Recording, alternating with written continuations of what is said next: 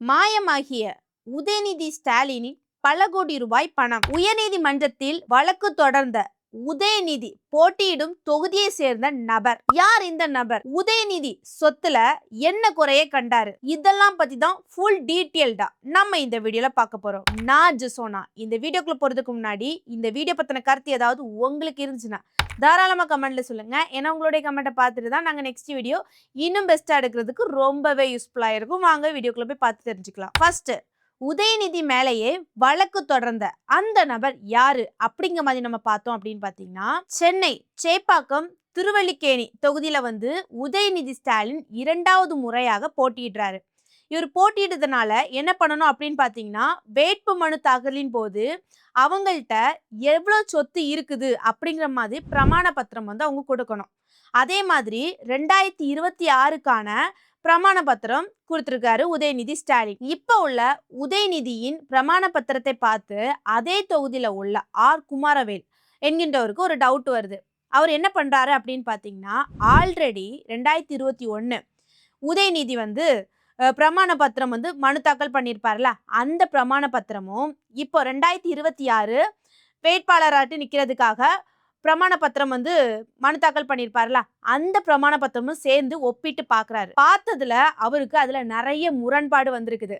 அதனால அவர் என்ன பண்றாரு அப்படின்னு பார்த்தீங்கன்னா, இதை சும்மா விடக்கூடாது, இதுல பல கோடி ரூபாயை உதயநிதி கணக்கு காட்டல, மாயமா மாறிடுச்சு, இதை கண்டிப்பா நம்ம மக்களுக்கு எடுத்து கொண்டு வரணும், மக்கள் இதை பார்க்கணும், மக்கள் யாருக்கு ஓட்டு போடணும், மக்கள் தேர்ந்தெடுக்கணும் அப்படிங்கிறது மாதிரி இவர் என்ன பண்ணாரு அப்படின்னு பார்த்தீங்கன்னா, சென்னையில உள்ள உயர்நீதிமன்றத்துல மனு தாக்கல் பண்ணது மட்டும் இல்லாம அவர் குறிப்பா ஒண்ணு சொல்லியிருக்காரு. என்ன அப்படின்னு பார்த்தீங்கன்னா, ஒரு வாக்காளராக வேட்பாளரின் உண்மையான சொத்து விவரங்களை அறிய தனக்கு உரிமை உண்டு அப்படிங்கிற மாதிரி அவர் குறிப்பா சொல்லியிருக்கிறாரு. சரி, ஓகே, உதயநிதியின் சொத்து பிரமாண பத்திர தாக்கல்ல அவர் என்னதான் குறைய கண்டாரு அப்படிங்கிற மாதிரி நம்ம பார்த்தோம்னா, 2021ல உதயநிதியின் சொத்து விவரம் மொத்தமா அவர்கிட்ட 2021ல 27 கோடி ரூபாய் தான் இருந்திருக்கு அப்படிங்கிற மாதிரி அதுல கணக்கு காமிச்சிருந்தாங்க. அடுத்ததாட்டு குறிப்பா அதுல என்ன சொல்லியிருந்தாங்க அப்படின்னு பாத்தீங்கன்னா, ரெட் ஜெயின் மூவில அவர் முதலீடு பண்ணியிருக்காரு. எவ்வளவு முதலீடு பண்ணியிருக்காரு அப்படின்னு பாத்தீங்கன்னா, 7.36 கோடி ரூபாய் முதலீடு பண்ணதாட்டும் அதுல கணக்கு காட்டியிருந்தாங்க. அடுத்தால தன்னுடைய மனைவி கிட்ட மொத்தமா எவ்வளவு சொத்து மதிப்பு இருக்கு அப்படிங்கிற மாதிரி உதயநிதி குறிப்பிட்டிருந்தாரு. பாத்தீங்கன்னா 1.15 கோடி சொத்துக்கள் இருப்பதாக அதுல கணக்கு காமிச்சிருந்தாங்க உதயநிதி. 2026ல உதயநிதி சொத்து மதிப்பை குறித்து எவ்வளவு கணக்கு காட்டியிருந்தாரு அப்படிங்கிற மாதிரி பார்த்தோம்னா, அதாவது மொத்தமா அவர்கிட்ட 2026ல 20.64 கோடி தான் இருக்குது அப்படிங்கிற மாதிரி சொல்லியிருக்காரு. அதுலயும் அசையும் சொத்து 12.92 கோடி, அசையா சொத்து 7.72 கோடி இருக்கிறதாட்டு சொல்லியிருக்காரு. அதுக்கப்புறம் குறிப்பிட்டிருக்காரு என்ன அப்படின்னு பார்த்தீங்கன்னா, ரெட் ஜெயின் மூவில நான் இல்லை, மொத்தமா விலகிட்டு என்னுடைய பையன் இன்ப நிதி தான் அதை பார்த்துக்கிட்டுறான், அதுல இயக்குனராட்டு அவன் தான் இருக்கிறான், அதுல என்னுடைய மனைவி ஒரு பார்ட்னராட்டு அதுல இருக்கிறாங்க அப்படிங்கிற மாதிரி சொல்லியிருக்காரு. என்னுடைய மனைவி கிருத்திகா 2.63 கோடி இந்த ரெட் ஜெயின் மூவிக்கு முதலீடு பண்ணியிருக்காங்க அப்படிங்கிற மாதிரி குறிப்பிட்டிருக்காங்க. அது போக தன்னுடைய மனைவி கிட்ட 2026ல மொத்தம் 13.25 கோடி இருக்குதாட்டு கணக்கு காமிச்சிருக்காங்க. அதுவும் போக கடன் விவரங்களையும் அறிவிச்சிருக்காங்க. அது என்ன சொல்லியிருக்காங்க அப்படின்னு பார்த்தீங்கன்னா, ஸ்னோ கவுன்சிலிங்ஸ் என்ற நிறுவனத்துல 10 கோடி ரூபாய் கடன் கொடுத்திருக்காங்க. நடிகர் சங்க அறக்கட்டளைக்கு 1 கோடி ரூபாய் கடன் கொடுத்திருக்காங்க. அதையுமே இதுல கணக்கு காமிச்சிருக்காங்க உதயநிதி ஸ்டாலின். சரி, ஓகேங்க, உங்களுக்கு ஒரு கேள்வி தோணலாம், உதயநிதி ஸ்டாலின் சொத்து விவரங்களை குறித்து கரெக்டா தானே கணக்கு கொடுத்திருக்காரு, இதுல என்ன ஆர் குமாரவேல் குறைய கண்டுபிடிச்சிட்டாரு அப்படிங்கிற மாதிரி உங்களுக்கு ஒரு கேள்வி தோணலாம். இதுலதான் ட்விஸ்டே இருக்குது. அது என்ன அப்படிங்கிற மாதிரி பார்த்தோம்னா, ஃபர்ஸ்ட், மாயமான 7 கோடி. நல்லா நோட் பண்ணுங்க, மாயமான 7 கோடி 2021ல இருந்த ரெட் ஜெயின் நிறுவனத்தின் 7.36 கோடி முதலீடு திடீரென எங்க போனது, அந்த பணம் என்னவானது அப்படிங்கிற மாதிரி கேட்டிருக்காரு. அதாவது 2021ல உதயநிதி என்ன சொல்லியிருக்காரு அப்படின்னு பார்த்தீங்கன்னா, ரெட் ஜெயின்ல நான் 7.36 கோடி முதலீடு பண்ணியிருக்கேன் அப்படிங்கிற மாதிரி சொல்லியிருக்காரு. 2026ல நான் ரெட் ஜெயின்ல இருந்து மொத்தமா விலகிட்டேன், அந்த முதலீடுக்கான பணத்தையும் எதுவுமே அவர் தெளிவா அறிவிக்கல. சரியா? அதுதான் ஃபர்ஸ்ட் குற்றம். அடுத்ததாட்டு பணம் பரிமாற்றம்.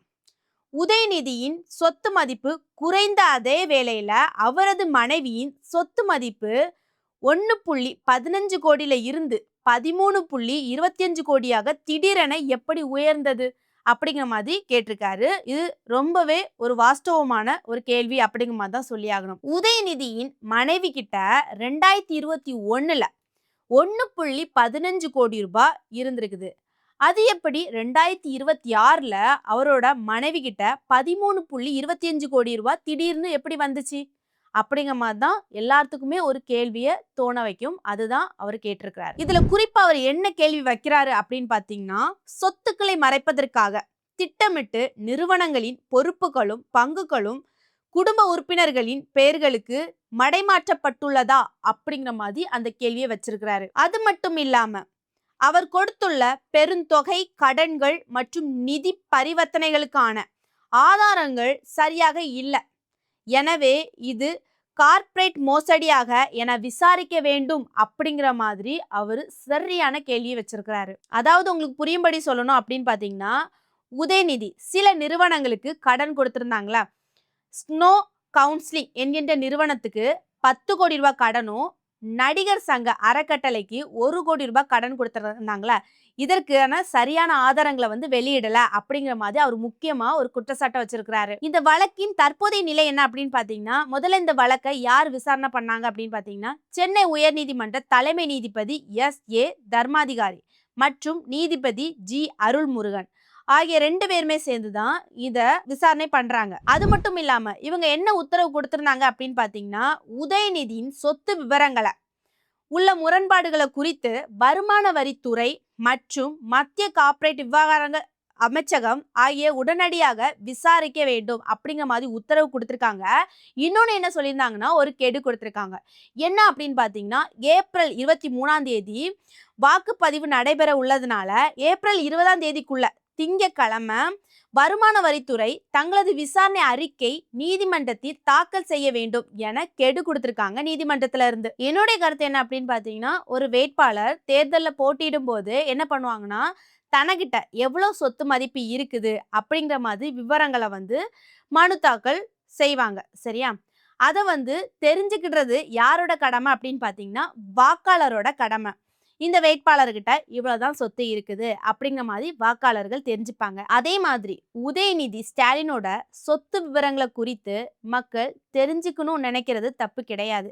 ஆல்ரெடி ஒருத்தங்களுக்கு சொத்து விவரங்களை குறித்து உதயநிதி ஸ்டாலினோட சொத்து விவரங்களை குறித்து முரண்பாடு வந்திருக்குதுல்ல, அவர் உயர்நீதிமன்றத்துல மனு தாக்கல் பண்ணியிருக்காரு. உயர்நீதிமன்றத்துல இருந்து இப்ப என்ன சொல்லியிருக்காங்க அப்படின்னு பாத்தீங்கன்னா, வருமான வரித்துறை அதிகாரிகள் ஏப்ரல் 20ஆம் தேதி திங்கட்கிழமைக்குள்ள நீங்க அவங்க என்னென்னலாம் உண்டு, முரண்பாடுகள் என்னதெல்லாம் இருக்கு அதெல்லாம் விசாரிச்சு நீங்க என்ன பண்ணணும், அறிக்கையா வெளியிடணும் அப்படிங்கிற மாதிரி சொல்லியிருக்காங்க கோர்ட்ல இருந்து. இந்த மாதிரி கோர்ட்டு உத்தரவு கொடுத்திருக்காங்களா, இதை நான் என்ன சொல்லுவேன் அப்படின்னு பாத்தீங்கன்னா, இதை ஒரு நியாயமான முறையில விசாரிச்சு மக்களுக்கு தெளிவுபடுத்தணும் அப்படிங்கிற மாதிரி நான் சொல்லுவேன். இந்த வீடியோ பார்க்குற நீங்க இதை குறித்து உங்களுக்கு ஏதாவது ஒரு கருத்து இருக்குது அப்படின்னா கமெண்ட்ல சொல்லிட்டு போங்க. நெக்ஸ்ட் ஒரு வீடியோல சந்திக்கிறேன். பாய்.